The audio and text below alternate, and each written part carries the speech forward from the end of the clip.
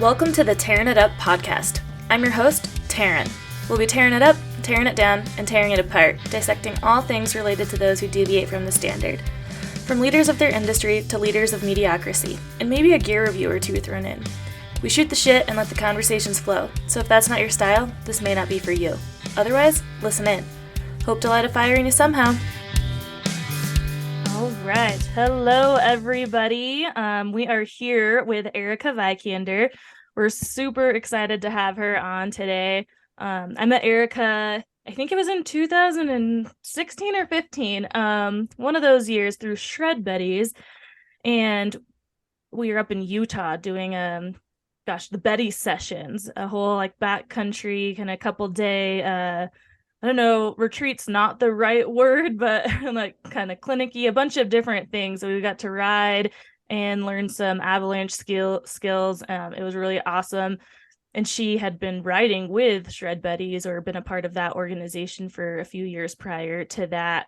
And so since then, I've just followed her journey as a snowboarder. And this year, some stuff started happening. She started making some kind of waves in bringing up things that people don't want to hear and talking about it in the community. So I really wanted to get her on here and have her share her story. And yeah, so we're just excited to have you here, Erika. So if you want to share with us just where you're at right now, like physical, actual location, and what you're up to these days. I know it's the end of April, but for us who are really immersed in the snow world, we are still snowboarding and whatnot. So go ahead and tell us what you're up to. All right. Well, thank you for having me on the podcast. It's nice to connect with you again. It's been some time, and that's what I loved about Shred Buddies. I still talk to everybody from that organization because it just brought together so many great people. But I am currently in Hood River, Oregon. I've lived in Oregon for the past, almost 8 years now. I moved up here on a whim. I used to coach at Wendell's in the summertime when I was primarily doing Slopestyle, and then I kind of just never left one year, and here I am 8 years later. So the season's kind of wrapping up here. I mean, that's also partially why I ended up here, because obviously you can ride all year round. And so now I'm not so focused on the terrain park stuff anymore, but it's nice to be near the snow and climbing Mount Hood, summiting Mount Hood. And there's some cool, lines to ride off the north side of the mountain. So I've got my sights set on that for the next coming weeks and maybe a couple months until it starts to get too dangerous up there to climb and shred. But yeah, I've been very fortunate to live here. It's been a nice place to base out of while I've been competing on the Freeride World Tour, and I'm close to the mountain and the airport and all of the things. So it's been a nice place to call home for the past few years. That's awesome. That's kind of a similar story to how I ended up in Truckee. I've been here 9 years now, and it was just wow, came for a winter, stayed for a summer, and just kept coming back and eventually stayed. So I feel like that's such a typical story with people ending up places I'll try it for a year, and then 8 years later, I just never left. I know, it's hard to believe. I'm wow, coming up on a decade. That's crazy. Right. Yeah, totally. So we know you've been on the Freeride World Tour, but let's talk a little bit about just where your journey started in the first place. When did snowboarding come into your life in the first place? Yeah, so I grew up in Montana. I don't really come from a hardcore ski or snowboard family at all. It's pretty funny that I got so into it, to be totally honest. But we would ski on the weekends, very fair weather skiers. And then when I was about probably 12 or so, my older brother switched to snowboarding, and I was like, that looks way cooler. I definitely want to do that. So it was a learn fast or die sort of situation. I just chased he and his friends around the mountain and learned how to keep up real quick, because if I didn't, I would just get left in the woods. So kind of picked it up quickly, and I entered a couple of little local contests in Montana before the whole family fell apart and my parents moved to different places and whatnot. But I ended up winning this contest where I was competing against people that were all at least twice my age kind of thing. And it was not something that I ever really considered until that moment. And I was like, oh, cool. So people do these competitions and you get recognition. And then how do I turn this into something more? And so a couple more little contests like that later. And I was like, I want to be a professional snowboarder. So I feel like I'm actually very fortunate in my life to have had this goal that's driven me for essentially my entire life now. I mean, that's 20 years ago for me. And without snowboarding, I would have been very lost as a human being. And, it's gotten me through all of the hard times. It sounds very cliche to say, but like it guided me throughout my life and through all of the hard parts of the family getting split up and, going through relationships in your teenage years and moving to new places. And I always had this one thing that I was like, it doesn't matter what else is going on in my life. Like I want to be a professional snowboarder and I'm going to do whatever it takes to make that happen for myself. Yeah, I mean, just having that constant. I mean, I don't think yeah, cliche, but everyone hopefully has that. And unfortunately, a lot of people don't have that constant in their life that they can figure out what that is and go have that for them when they are going through the hard times, which can make it even more difficult. I know through my life, I've had just different things at different times, different seasons of lives, but there's always been some kind of constant that I can like get to that space and kind of shut the world out for a little bit. Or also the happiest times come from it, bringing your friends together, traveling the world, I'm sure. So Right. yeah, that's amazing. Yeah. So what competitions were they, like park competitions that you started out, or were they slope style? They were more like the ones that I did in Montana were more like bank slalom, kind of like racy things, which was definitely not like what I wanted to ultimately end up doing. I didn't even see a terrain park until I moved to Park City, Utah for high school. I guess I must have been like 14 or something when my parents divorced and my dad and I moved to Utah and my mom and my older brother moved to Southern California. And I had never even seen a terrain park. And it was like kind of one of those things where I got in the park and was like, oh, this is cool. And like day 1 or 2, I hit some jump and broke both my wrists at the same Oh, time because it was just the standard, like Oh, catch your dude. edge, put your hands down, and just broke Yeah. both my wrists. And I was like, okay, so definitely that's not how you're supposed to do that. learning But the it was, hard way. yeah, it was definitely a learning the hard way situation. But it was kind of funny. Like the silver lining of that was I didn't end up having to do schoolwork for like 3 weeks because I literally couldn't hold a pencil. Oh my God. So That is yeah, terrible though. I can't but imagine. I broke a finger this year. It was my first bone I ever oof. broke. But I can't imagine like breaking two bones at the same time. I've had friends like with tib fib breaks on both Oh, legs. I'm just like, oh God, both the things at the same time just sounds terrible. yeah, it was pretty gnarly. And luckily I was young and just like, whatever, this is fine. I think I still like continued snowboarding. I was just like, I don't have to use my hands. I just want to hit Yeah. jumps. And so I'm like riding around like a zombie. Just fall under the like tuck and roll, just tuck and roll. Totally, totally. But yeah, that was a harsh reality check for me. I bet. Injuries are the worst. Did they require surgery? No, luckily they didn't. So it was just like I broke the scaphoid in my right wrist, which is still broken. I never did anything about it. I can now put full weight on it 20 years Nice. later. No big deal.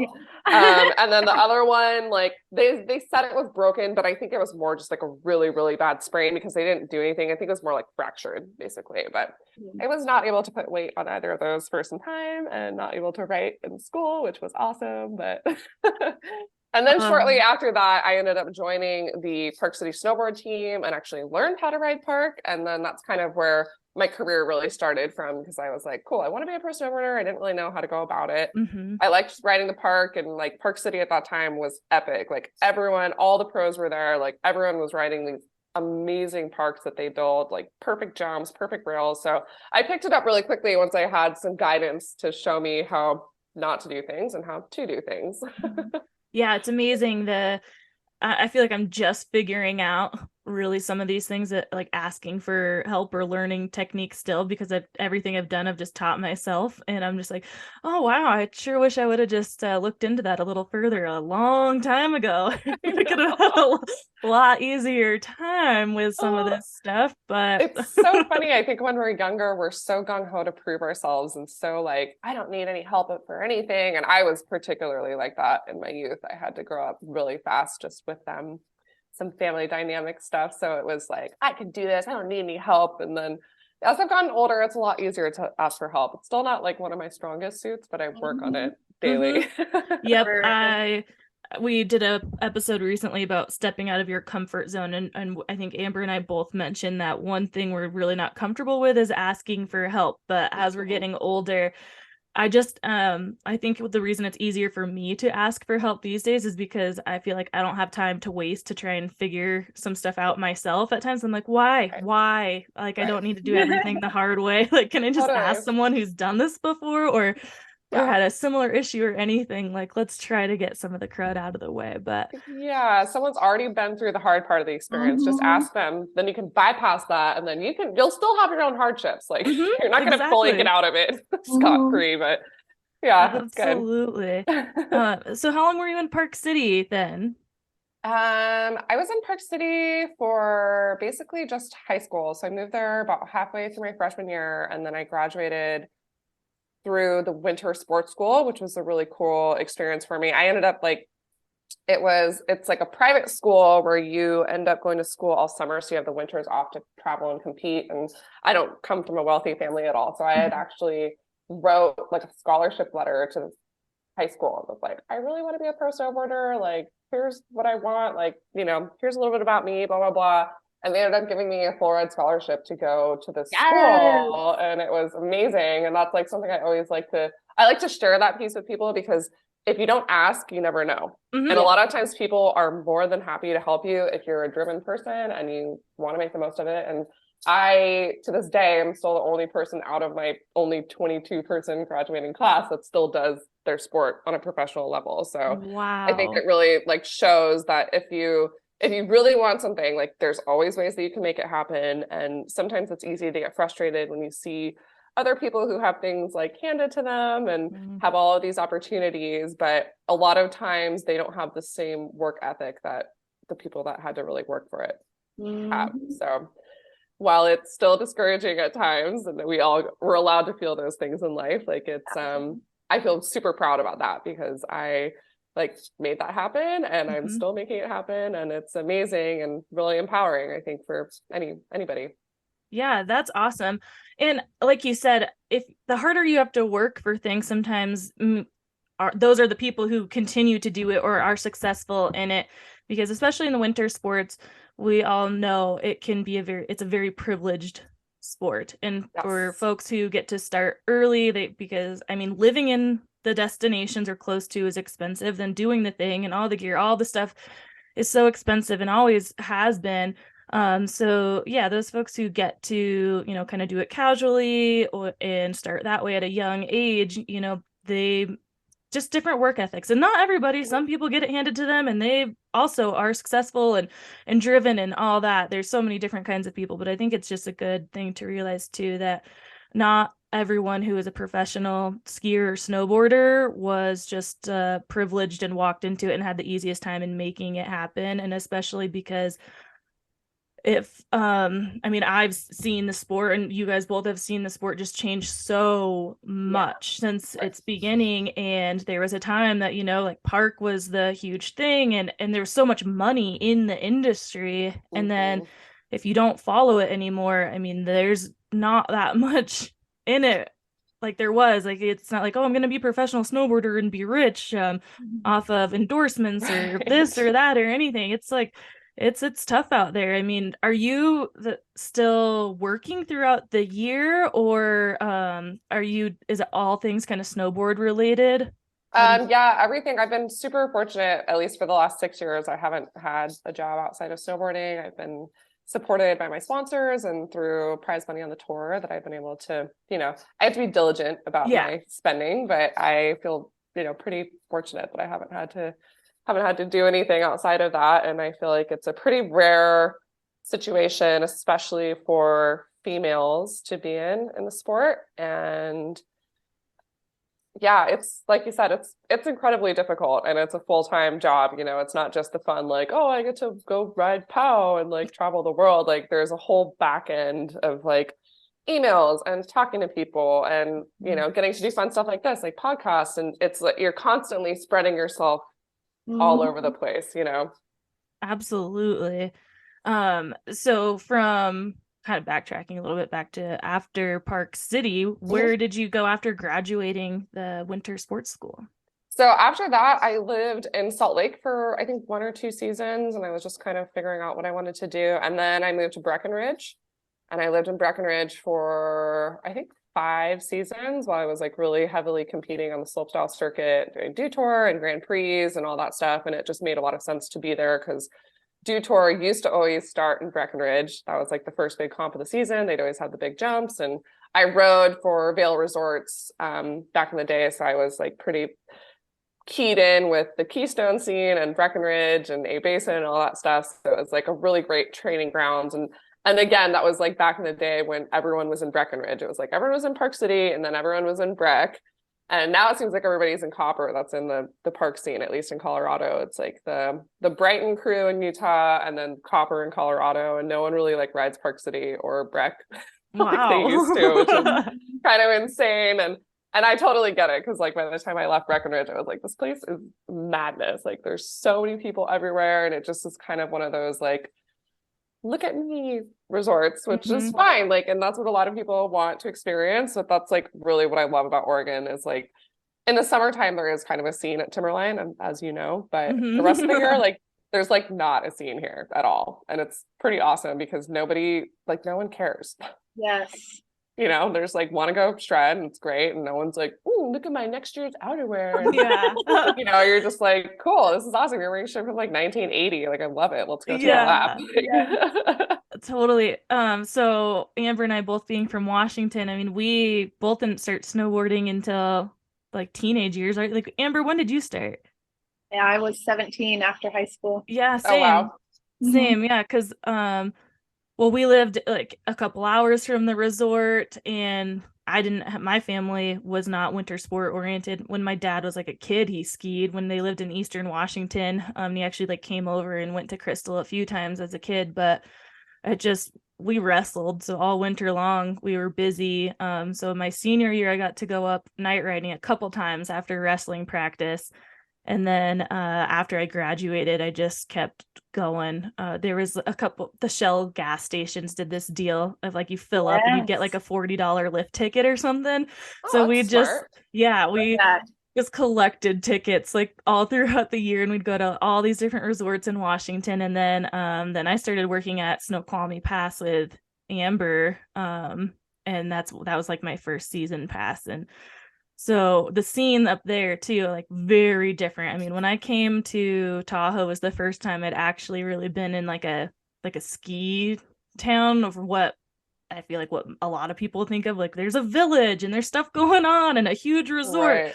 I was like, whoa, the ski town like idea that I have in my head is of Greenwater, Washington, which is like at the time was like 60 year-round residents, 150 people total. I'm like, this is Truckee is a city. What the hell? Yeah, it's crazy when you get inundated in a place like that after coming from like a relatively small. And I mean, like Bozeman, where I grew up in Montana, it's a relatively large place, but like the ski culture is pretty small still. And like the little Bridger Bowl where I grew up snowboarding and skiing is like still, I recently just got to do a trip there like 2 months ago. And it was so amazing to go back. So I was like, it's still like the same. It still has the same feel. I mean, they've replaced some lifts and some infrastructure, but it's nothing like any of the other places that you go. And it's so like, I miss that. That's like really, that's the feeling that I really loved about snowboarding. And like when I first started, just having that, it was like the freedom and the space to express yourself. And I feel like that's getting harder and harder for people with these mega resorts that are happening. And I mean, you know, to each their own, like everybody's got their own thing that they like and what drives them. But for me, like getting away from the people is actually kind of what's driving me more in my career now. Exactly. That's kind of why my boyfriend took a big step back from snowboarding in the last couple of years, and he's been snowmobiling more because it just kind of lost the sparkle for him, the luster. But yeah, I mean, you know, people move on or things like that. It's not like he was competing or anything anymore, but it's got to be hard when you are still in it and competing and trying to, you know, make this career out of it, and it's all changing around you of like, okay, how do I like pivot with it but still keep my, you know, morals and what I want, what I believe intact. Yeah, absolutely. I mean, it really just comes down to the person, you know, and it's super easy to kind of sell out these days with that kind of stuff. But I feel really because of the companies that sponsor me and that I partnered with over the years, like I've been really, really lucky to be able to carve out this kind of niche, which is the perfect word because I ride for niche Oh snowboards. yeah. I've been able to carve this little place out for myself where I still can remain relevant, but like stay true to my core values and hopefully inspire other people to do that along the way. That's amazing. I mean, I think we need more people like that in all sorts of industries and aspects of people who are remaining true to their values and can show people that, like, hey, it's possible. It's hard and it's not always easy to stick to it, but you can make a way for yourself. Yeah, absolutely. So from Slopestyle, you're doing the Do Tour and all that. Those were huge then. I mean, I don't follow that stuff very much anymore. Is there still a big scene with like the Do Tour and is it like Well, now it's actually just down to one contest. So it used to be like a tour. So they right? would have like Breck, there was one in Utah, and then I forget where the last one was. But now it's just one contest, and I think they just do one Do Tour stop at Copper in the beginning of the season. And yeah, I mean, it's funny because now that I haven't been in the slopestyle world for a few years, I kind of have tuned out, but I always have like an ear kind of pressed that direction. But Right. there's so many new, I mean, it's just like World Cups now. And it seems Um, like, I was there competing and all that stuff. And I was actually like trying to go to the Olympics for slopestyle in 2014, right before the Sochi Olympics, the first Olympics that would have had slopestyle snowboarding in wow. it. And I was like in a really good position to qualify and go. And I unfortunately tore my ACL right before that happened, which is kind of what ended up pivoting me into this other aspect of my career because I was just looking at the way it was all changing. And I there's positives and negatives to everything, right? But with Mhm. the way that the Olympic sanctioning bodies, the FIS, came in and kind of like really, really started accelerating change within the slopestyle realm, it sucked the soul out of it for me. And Mhm. I just, like I really enjoyed snowboarding because it was creative, it was an individual sport, and while you could do it with friends, it was like up to you to put a run together and figure out like what would do well on this course. And then all of a sudden everybody's standing up there with coaches and nobody has their own thoughts about how to do anything. And I was kind of just like, like, I don't know if this is really like what I want to be doing. Plus, you're always, at least for me, like I was always like a little bit injured. Like when you're hitting huge jumps and giant rails all the time, like you're always just like a little broken off. And I just Absolutely. didn't want to be broken off anymore. Oh, Yeah. So it made the transition like pretty nice for me, and it was cool to be able to have this other aspect to go into because I really was like, I don't know what I'm going to do. Like I blew my knee, I can't go to the Olympics now, like all my sponsors dropped me, and Oh, it was like a really like sad and dark time. But it's such a like unfortunate, such a casual story that I've heard from so many other people where that same thing has happened to so many people. And again, that's why I choose the sponsors that I have now, because they actually like care about me as a human mhm. being. I'm not expendable to them, which Right. Yeah, they've you're really not shown just me. yeah. Yeah, so that really came out, especially this year after all the stuff that happened on the Freeride World Tour. And it's nice it's nice to be with people who actually care about you and not Yeah. just be a number and like, all right, well, next. So yeah. Yeah, that's got to be something that makes it hard to be able to stay true to your core values is when your, livelihood is affected by other people. And if you can't say what you want because if they don't like what they hear, then they're just going to drop you. It's Right. just unfortunate that some people do have to deal with those things. And, even anyone in a regular job can't always voice their opinion because their boss might not agree and might be like, okay, well, nope, sorry, you don't fit in with us anymore. Bye. Yeah, for sure. And so that sucks that you went through that. I'm glad you're at a place now where you have people supporting you. But when you were going through that time with your torn ACL and all your sponsors dropping you, I mean, what was that? And as you mentioned in the beginning, like snowboarding is what kind of got you through dark times and things like that. So what was kind of going through your mind of like, did you have anything else that you thought like, I'm gonna have to do this now instead, or did you never ever give up on the idea of getting back and just snowboarding professionally, just in a different way?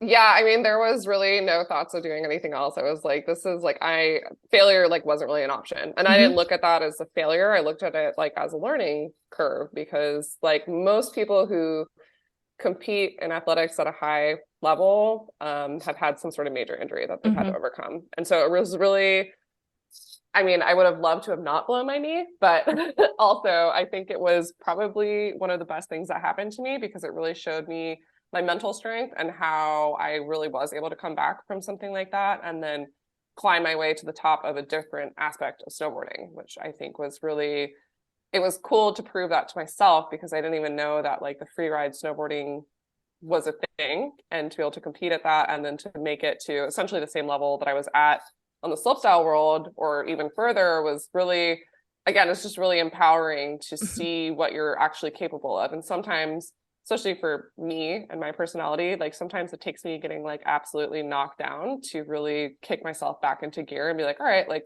let's go. Like let's see what we can make happen here. And so I mean, it was a sad time. It was like I blew my knee in January and I was Oh, just stuck in Colorado for the next like 4 months basically because I was like locked into a lease and I lived on the top floor of this apartment building and it Oh dumped no. so much all the time. So I was like on crutches, like trying to like go down these sketchy stairs. I had like crampons on the bottom of my crutches so I like wouldn't fall all the time and like just trying to go to physical therapy. And then I ended up getting this job driving shuttle vans to Denver Airport from Breckenridge, which I don't know how familiar you are with I-70, but it's awful to drive. It's like 2 hours on a perfect day, like no matter yeah. what. And it's never perfect. There's always some issue. And I was like broken off and I was just like, this is awful. Like, I don't want Yeah. to do this for the rest of my life. So I was just like kind of scheming the whole time I was hurt. And then I had Oh. a friend just be like, you should enter one of these free ride competitions like the following season. And I was like, well, cool, I'll try it, whatever. And I went and did one and ended up getting second at that competition. And I was like, huh, like, is this real? Like, all I did was just like, I literally just like rode down the hill. Like, are you joking? Like, this is crazy. Yeah, you didn't have to do any crazy flips or Yeah. twisties or And I was like, anything. I get to choose where I get to go. Like, there's not just like 3 80-foot jumps that's like, there you go, like, send it. And you're just like, oh, this is amazing. Wow, Like, yeah. who knew? So that was kind of a cool, wake up call. And that first year that I kind of came back from injury, I didn't really have many expectations. I just wanted to make sure I didn't re-blow my knee because Yes. that's what happens to a lot of people, unfortunately. Hmm. Was that the North Face Masters? Was that when you started competing, or was it the Subaru like It free was the ride? Subaru Oh, Freeride okay. series. Yeah. So the Okay. first one I did was at Snowbird and it was pretty awesome. Just like come full circle because I kind of got my start in Utah and all the things. So it was a little nostalgic to go back there.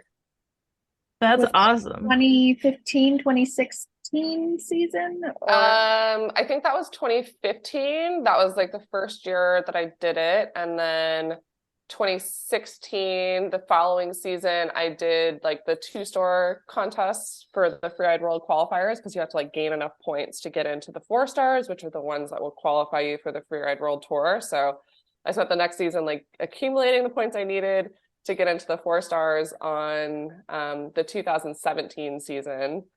And that season, I ended up winning the one spot for the female snowboarders and got on the world tour in 2018. And I've been on it till this year, where there was a lot of outside factors that prevented me from finishing the season.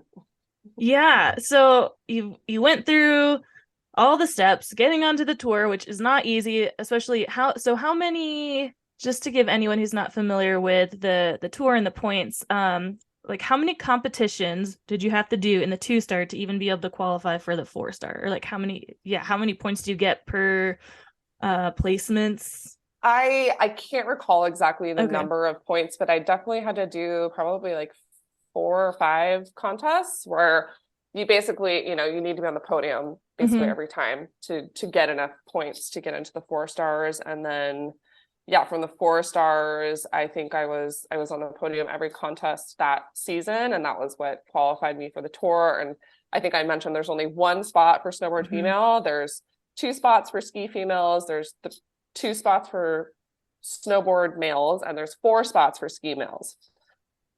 So the numbers are not equal, and that's No, I been was gonna say that's a little unfair. Yeah, and yeah, that's just the North American spots, correct. right? So Okay. and then there's a second region, which is the European region, and so they have the same numbers. So there's 2 new women that qualify for snowboard women each year, and then there's only 6 of us total. And Oh, that's what I was throughout gonna ask next. yeah, so throughout the year, you make it onto the tour. It's like incredibly difficult to make it onto the tour, and then you have to maintain your spot. So you have to be in the top 50% of your field, because there's a cut after.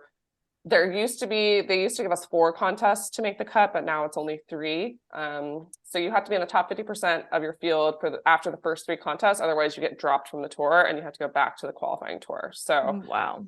yeah, it was it's a lot. It's really Yeah. difficult. And I've been told, and I've researched it a little bit myself, but I'm pretty confident that I'm the longest standing requalified snowboard female or European, but I'm just going to go with North American, that the tour has ever had, that has never been handed a wild card and never got an injury thing or whatever, which again, I feel like I'm very proud of that, because it's not easy to maintain those spots. Not at all. I guess I didn't realize that they dropped people halfway through. That's Yeah. that's rough to have worked all those years. I mean, it can take people. I know people who are still like doing 4-star competitions, and I don't know if that's just because they like to compete or if they're like vying to get on the tour. But Right. regardless, I know of people who it's taken them years to be able to get to that. So to imagine, just a couple of bad days, because you get one shot on the tour, right? Like you get one Right. line for that competition, Right. and it's unwritten first, like it's only visual inspection. Correct, which also you're set at a disadvantage right off the bat when you come from the North American qualifiers, because of our lovely Sioux Happy Nation that we live in. We have to like physically ride down the lines most of the time. And like, while they won't let you hit the cliffs and stuff, you can ride right next to the takeoff and right next to the landing. Like it makes it a lot easier to figure out where you're trying to go. And then, pardon me, you get to the Freeride World Tour and you're like in these really gnarly mountains, going out there just looking at them from the bottom with binoculars. And like the first couple of years that I did it, now we get drone photos,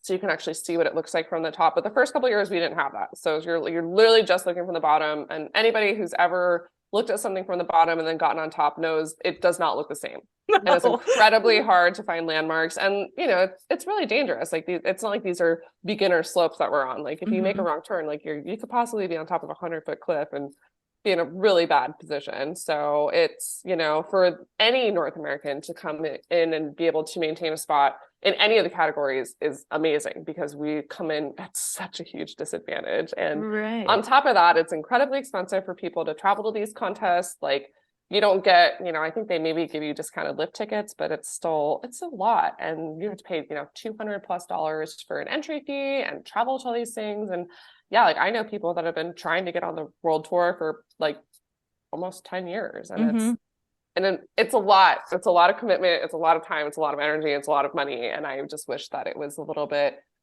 more evenly spread throughout the categories. And, there's a lot of particularly snowboard women that want to get into these contests and want to have a chance on the tour, and they just won't give us the spots. And that's kind of what a lot of my new focus has been this year, is just trying to bring a little bit more awareness to like, hey, like we're pretty tired of like getting the shaft on this all the time. And there's a lot of talented women who deserve to be able to showcase their skills just like everybody else is. Yeah, because aside from the tour, I mean, there's nothing else in Freeride, like, and all these in Park or Slopestyle or anything. There's a lot of different kinds of competitions. I mean, there's still only one Olympics, but I mean, there's X Games, which just depending on you and what your goals are. But for Freeride, like it's the Freeride World Tour, and that's it.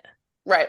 Yeah, So it essentially is the Olympics of that sport. But now, I mean, again, and I did see some changes happen. They just got bought by FIS, the Olympic sanctioning body. So like that is going to change, and they are going to try to make that into an Olympic sanctioned sport, which I don't agree with, but it doesn't really matter because I'm not a part of it anymore. But I do think it's going to put the sport in a way that's going to have more of a negative effect than a positive effect, just based on what I experienced firsthand in slopestyle. But Right. on the other side of that, I mean, the only other thing that is comparable now is the natural selection tour, which Ah. Travis and Liam and the founders of that did like an incredible job coming in 3 years ago and put on like an unbelievable production, and the amount of talent that they brought in for that. And for me, like that's what I'm looking towards. I know that's what a lot of other backcountry freeriders are looking towards, doing something like that as well, because it's kind of a perfect mixture of your freestyle elements, your freeride elements, and just the production value is unbelievable. Like what they've been Yeah. able to pull off in such a short amount of time is like nothing short of a miracle. Right. And it's kind of back to the roots. I feel like anyone I've seen, like all the pros I've seen involved and whatnot, still really hold strongly to the roots of snowboarding and why they started, and like your reasons of just the freedom of it, really, like this sport. Right. Just, I mean, being out with your friends, out in nature, just being a part of the mountains, and it wasn't all just for like, let me take, first in all these competitions and win a bunch of money and be endorsed by all these brands. It's like, it's truly for the love.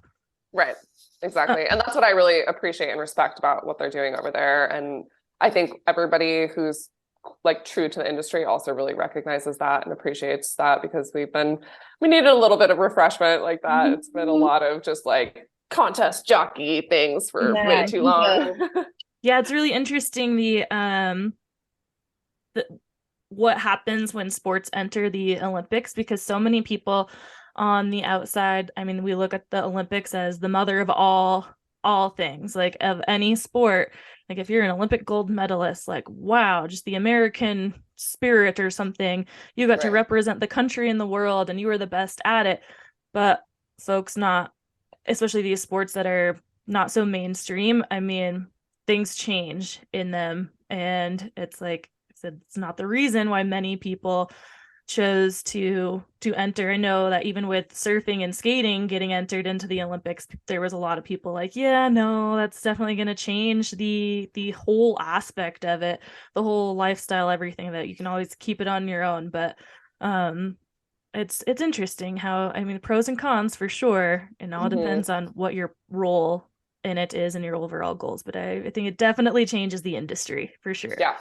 Yeah. I agree with that. And we'll have to see what Yeah, happens with that, I suppose. absolutely. Yeah, I'm just curious of how the heck they, being very familiar with the tour, of just having some other friends who've been on it in the past, just so curious on how the hell they'd even make that an Olympic sport of just location. I mean, the hard time they have just with the tour, keeping the same spots through gnarly ass conditions, which obviously you can attest to of being on it for the last 6 years.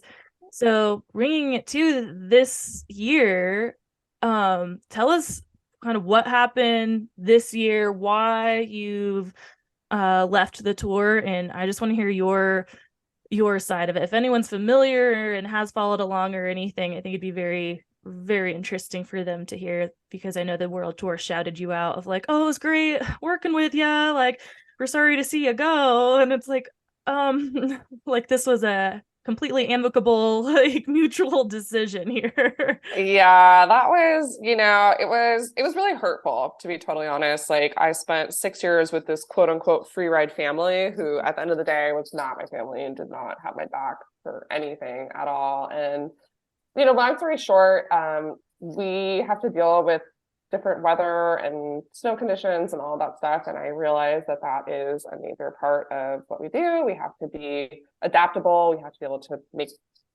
change plans, whatever.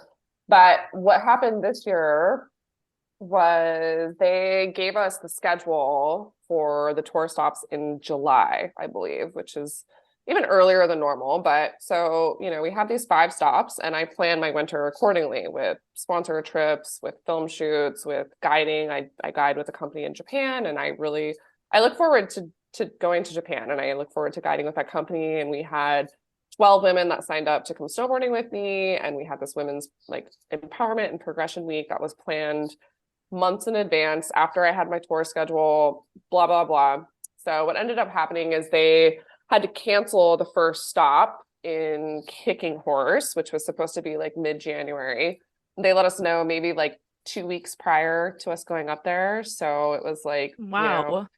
it wasn't a lot of time to really do anything about it. And I had already committed to this trip in Japan, which Why did was, they cancel it? Like weather or they said there just wasn't enough snow, oh wow. which perhaps is true. I mean, based on looking at the photos, like I think we could have done it. We've ridden really shitty Worse. conditions like everywhere else in the world, but for some reason and I have to think it's probably my own biased opinion, but it's like because everyone from Europe would have had to come over to North America for that one, they decided that it wasn't good enough. But when we all have to travel to Spain and Andorra and have shitty conditions every year, it's totally fine for us to waste our money and time and energy going over there. But perhaps that's just my own bias, just what I've seen for 6 years. Yeah, totally. So what ended up happening was I had already committed to this trip. They rescheduled the contest for the exact same date as this trip. I'm an adult. I followed through with my obligations that I've committed to with people who have spent thousands of dollars to go snowboarding me. So I basically just told the tour as soon as I knew that they rescheduled it for the same time. I was like, hey, I am not going to be able to make this Canada stop because you guys changed the date. And I had planned on it being at this date that you gave to me in July. And like, I can't make it. So that will only give me 2 chances to qualify for finals instead of 3, which is what everyone else happens. And the advantage of having 3 is you have a throwaway run. So they basically take your best 2 results out of 3, and those will be your points that will qualify you for finals and for the tour the following season. So knowing that I was only going to have 2 opportunities to qualify, I immediately went to the tour and was like, hey, this was probably going to be my last year on the Freeride World Tour anyways, because my sponsors have been really advocating for me to get out and just start filming and, working on more passion projects, which is like everyone's dream. You kind of compete so that you get those opportunities. And so I'd already kind of had it in my mind, like, this is probably going to be my last year. And so I went to them and was like, I unfortunately won't be able to make this contest. I would be, I'll try to do my best, obviously, at the first 2 stops. Hopefully I can just qualify. But if I can't, I would really appreciate it if you guys would consider giving me a wild card for the final stops, because I've proven myself 6 years in a row at this point. And real quick, sorry, can you just explain what a wild card is and how many they give out a year? Well, that's the funny thing, is there is no rhyme or reason to this. It's just whomever they care to give one to. It's like social media following, or if you're from the right country, or if you're friends with the right person, or whatever. It's very biased, and there are rules written in the rule book about it, but they don't follow the rules about that stuff at all. And so it's really just whoever they decide at the time, they'll just give a wild card to. And so being a female, being a snowboarder, being North American are 3 strikes against me, essentially. So even though I deserved a wild card, I'd proven myself multiple times. It wasn't my fault that they changed this contest date on me. They essentially told me, we don't give out wild cards for final stops. And I was like, that's weird, because I've definitely watched you guys do that for the last 6 years. Yeah, pretty sure I know someone who got one of those.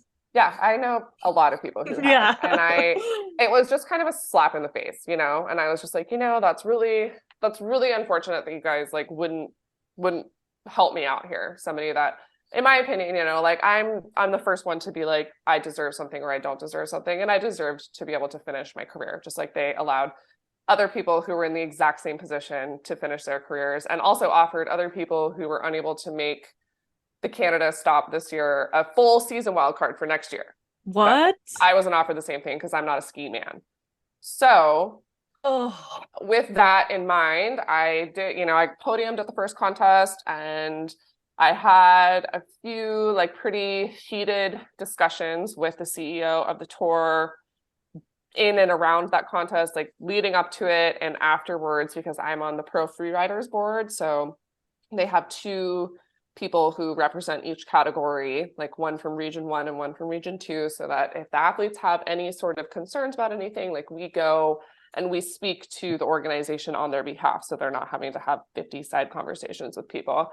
And so we were having a meeting in the beginning of the season before the Spain contest had even happened, and we were all just kind of expressing concerns. Everybody was really concerned about safety and about kind of how the conditions looked, or lack of snow and all the different stuff. And we were just kind of discussing options. And I essentially made the same points as my male counterparts and was silenced, like very aggressively in front of my peers by the CEO of this company. And it was like something in my brain just finally switched, because I've dealt with a lot of misogynistic stuff for the last 6 years on this tour. Like, it's not anyone that you talk to, like, it's not a secret. Everybody knows that's like how it is. And I just kind of finally hit my breaking point where I was just like, you know what, like, this is outrageous. Like, you cannot talk to me like this. I'm a grown woman. Like, this is my health and my safety on the line. And you're treating me like I am just like some annoying little like 10-year-old that's just like, well, listen to me. And that was kind of how it was positioned to me, you know, like, I'm not gonna say exactly what was said to me because it's all he said, she said stuff, but just the overall vibe and the feeling was very negative. And I knew at that point that I wasn't going to make the cut. Does that make sense? Yeah. And having spoken to some of the people that within the organization, it seemed like everyone knew that I wasn't going to make the cut at that point. And so I essentially just became kind of like the martyr and the voice for everybody. And I was like, cool, well, if I'm going to get fucked, then I'm going to like tell you guys how it really is. So like, let's talk about it. And so I, I'm a little bit upset about it still, obviously, but I went in like very like calmly and wasn't swearing, wasn't yelling, wasn't doing anything. It was just like, hey, like, this is the way it is. It took me this many years to like feel not valued by you guys. We don't get the same representation. We don't have the same numbers. We don't have this, like, fact. This is how we can change things. And again, it was kind of like, stop complaining. You should just be happy to be here. And that's such a frustrating thing for women to hear, because I feel like that happens to all of us in every industry. It's not just snowboarding. It's not skiing. It's not just athletics. It's business. It's every single thing. And I'm so tired of having to be thankful for these little crumbs that we're handed. Absolutely. That is like, just, we are equal human beings. And that feeling of like, yeah, you should just be thankful you're here is just it's like dehumanizing. It is. And it's such a slap in the face. Exactly. I mean, I can't imagine. We do have a lot of opportunities here being in North America and, first world countries. And it's still just insane, the shit that women deal with on a worldwide spectrum. And I think we're all over it. And the fact that people aren't realizing that this needs to end and they're still trying to play, especially in a role like this where skiing, like, women have begun to get voices and be able to make moves in the ski industry. But this goes to show you just like actually how far behind some of it still is. It's like pretty mind blowing. Well, and it's unfortunate too, because I mean, it took me 6 years of frustration to like finally get to this point where I was like, I have to say something. Like, I can't like sit by and allow this to happen. But I fortunately have the support of companies that don't care if I compete on the Freeride World Tour or not. And so the difference between me being able to do that and the rest of the girls in my category being able to do that is night and day, because without the Freeride World Tour, they essentially don't have a career anymore. They don't have the same amount of sponsor relationships and whatever. And that's all part of what I'm talking about, is like, because you guys don't promote them well enough, they aren't able to gain leverage and, get new sponsorships, get new money, monetize themselves in the way that the men are able to. So they're just, it's like, you're holding the head back and they're running forward and they're just like, and so I, kind of took it upon myself to be the voice for everybody, even though I am not even on the tour anymore, because they changed the contest date. I didn't requalify and I didn't get a wild card, which, boo-hoo, that sucks. Like, I had hoped they would do the right thing, but they didn't. And then to circle back to the post that you were talking about, like, that was also like another slap in the face. Like, you guys really like kind of did me wrong there. It was very hurtful and super disappointing. And then you make a post saying like, oh, like, we wish you the best and you're just moving on to do other things and blah, blah, blah. And it was like, no. A bold-faced lie.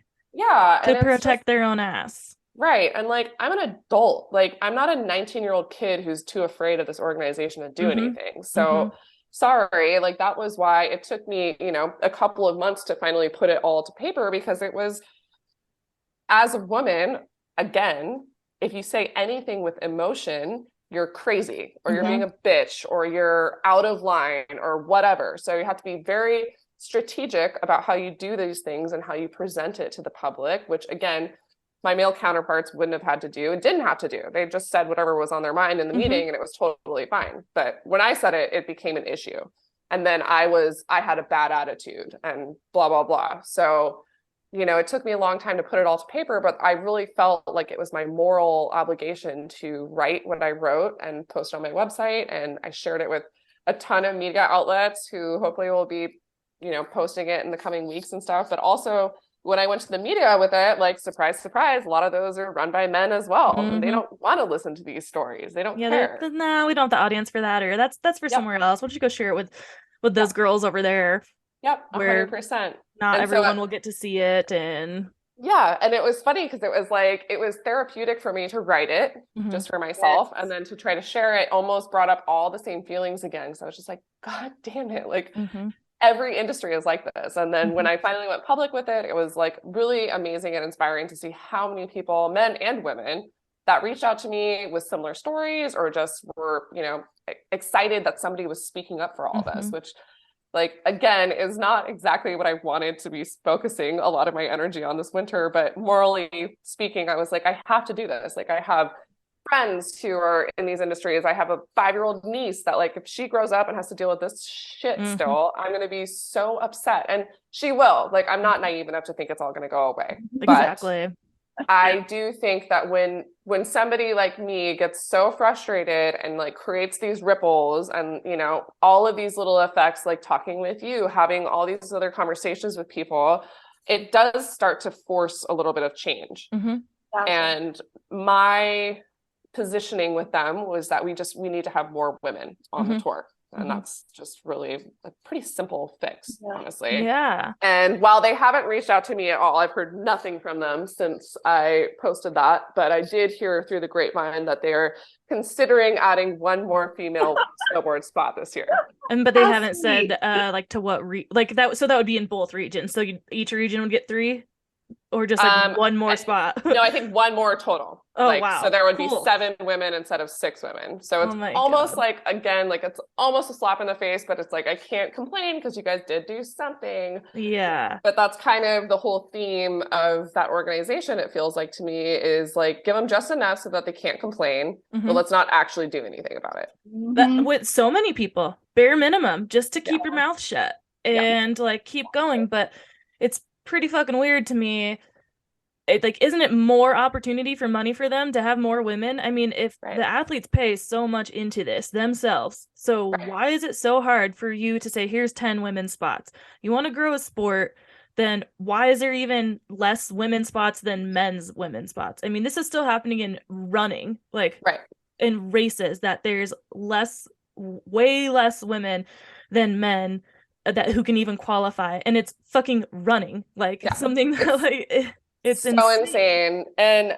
And what they also need to realize is like women are the consumers. We are the people Yes. that buy shit. So Mhm. 70% of the outdoor space is women, female driven consumers. Yes. So why would you like cut those people out? I'm not sure. It seems like really poor business practice to me, but Yeah. what do I know? I'm a woman. Yeah, right.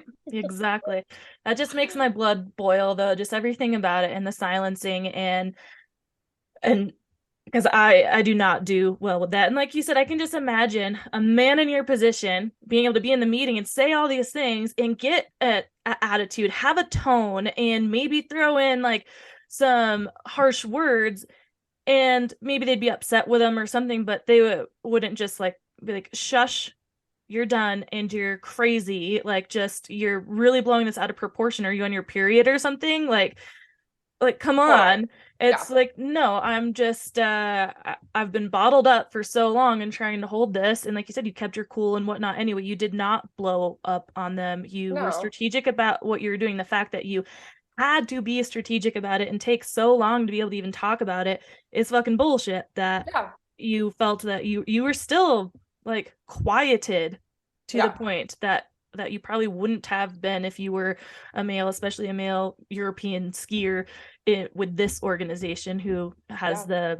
the most play with these guys. Yeah. Um, And I think it's pretty obvious for anyone watching it as well. I mean, like anyone that looks at the tour is like, seems very one-sided. And you're Yep. like, yeah. And then you get into it and you're like, wow, this is way gnarlier than I could have ever imagined. And, part of me is like, just transparency, right? Like if you're going to treat us like shit, just be upfront about it. And like if we're not going to get treated equally, like that's fine, but like you need to let everyone know what they're actually getting themselves into. And that was another reason why I felt it was so important for me to write what I wrote, because all these girls on the qualifiers and the junior tour that want to get onto the Freeride World Tour, like they have no idea what it's actually like. Exactly. And they have no idea like what kind of stuff you have to put up with on top of being a professional athlete, on top of traveling, on top of doing this already scary thing that takes a lot of your mental capacity. You also have to like fight these internal battles all the time.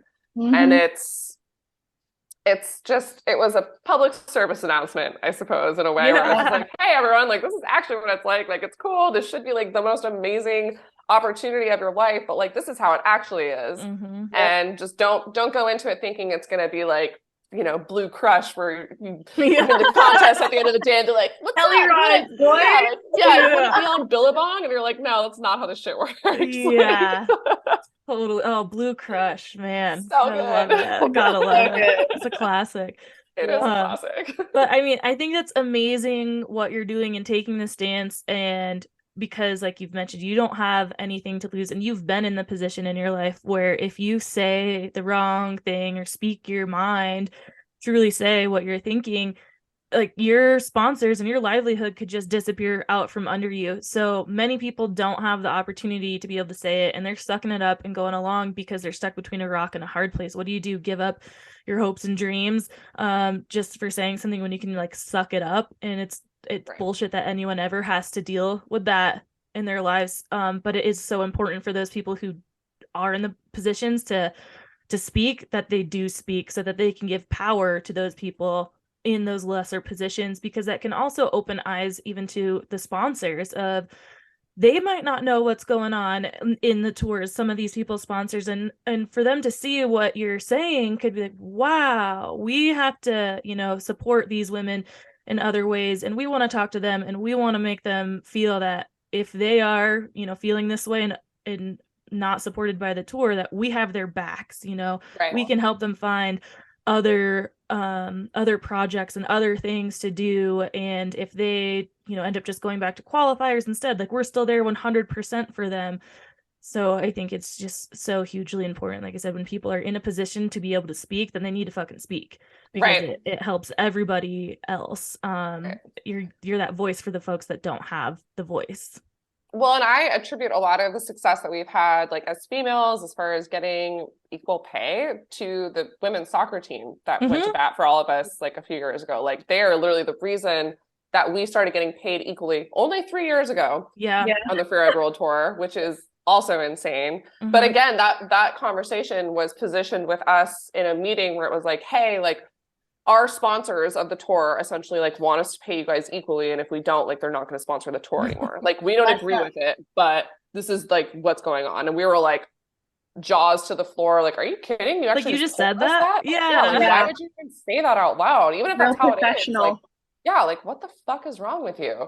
But that's the type of organization that we're dealing with. But again, like without those women taking the stand that they did, and like how they went about it was so unbelievable in the middle of their season during huge games, huge matches, having these press conferences, like, and they made an impact for all of us. And it's that type of attitude that we all need to emulate a little bit more in our own personal lives, because like, while I don't have a team to back me, like I know there's thousands of women who are like, yes, like say it loud, like we want this, but like, it's hard to kind of unionize with everybody when you're an individual sport like this. So it's like, I attribute a lot of it to them, and I like respect those women so much for what they've done for all of us, but we still have a long way to go. Absolutely.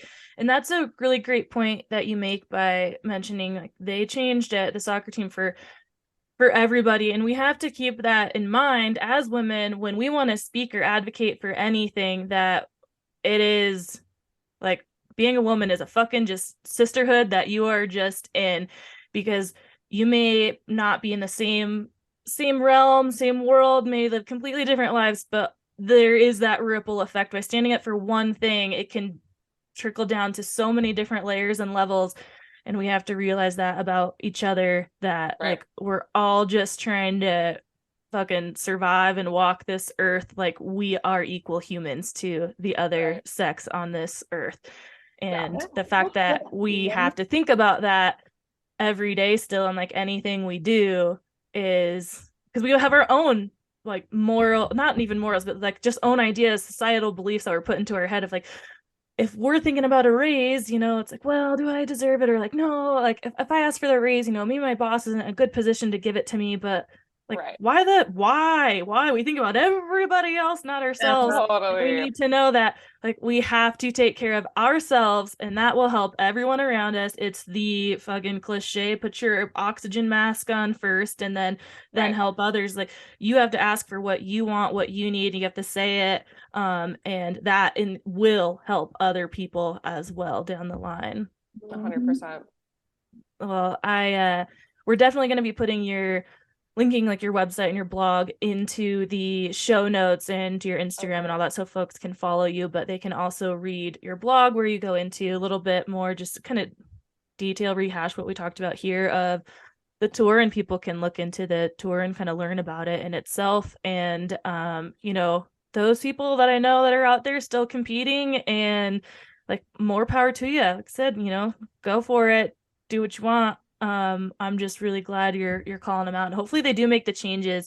But much like you experienced with your knee injury and Slopestyle and how it ended up being like the best thing for you, I mean, you have that experience to be able to look back on it and know that, though the timing of it, and I'm sure it was a hard thing to let go of at first, now like, well, this could be the next best thing that happened to me, was leaving the tour and moving on to other things.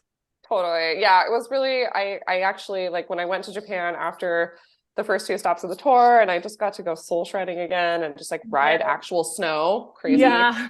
Like, why I like snowboarding. It's snowboarding on snow, not rocks and ice. Mhm. Yeah, it was so fulfilling to like go and find that again. And I'm the future is bright. I'm really excited to see what I get to do next year, and to have the support to make movies, and hopefully get into natural selection, and just everything. It's all good, and everything happens for a reason. And for whatever reason, I was the strong enough candidate to deal with that situation on the Freeride World Tour, and I'm happy to do it for the rest of the women.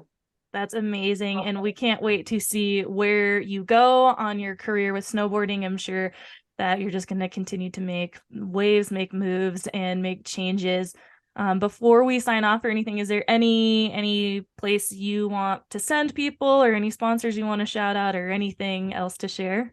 Well, I have to shout out to my sponsors, primarily Mitch Snowboards, Picture Organic, Zeal, Buff, my main core sponsors, everybody else, of course, that supports me, but those have been the main supporting ones for the last few years. I really appreciate you guys, and my family and my friends, and really to all the ladies. I mean, we all just have to have each other's backs, and the more that we support each other, the further ahead we get in life. So don't let the men pit us against each other. Exactly, right? None of that. Yeah. We are not competition with each other. Like, very much, sometimes you are in an actual competition, but in the end, it's all for the good of the collective. Right. Yeah, and the also, sisterhood. like, being a competitor my whole life, like, literally no one cares and no one knows your competition results aside from you. Like, you are not only your competition results. It's just like a feeling that passes, that will come and go, and you can find that feeling elsewhere outside of competition. So like, if it's not your thing to compete, like, there's many other ways to be a professional snowboarder.